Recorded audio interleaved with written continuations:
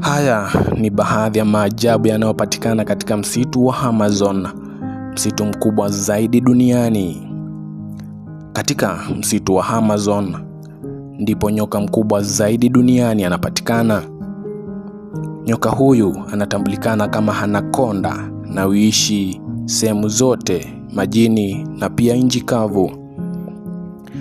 Ndani ya msitu huu ndipo mnyama mkali na mwenye nguvu sana anapatikana. Anaitwa jaguar. Huyo ndiye mfalme wa msitu wa Amazon.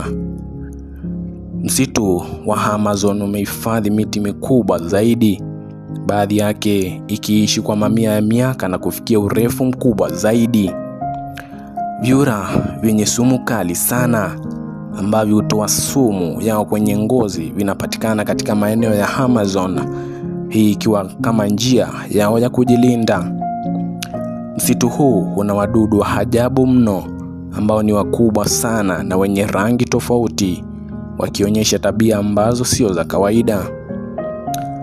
Mto mrefu zaidi duniani unapatikana katika msitu huu, unatambulikana kama mto Amazon. Mto huu hutoa maji mengi zaidi kuliko mito yote inayopatikana duniani.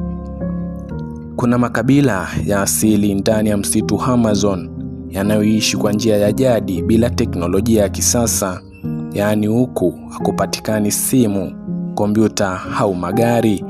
Wao huishi tu kwa kilimo, uvuvi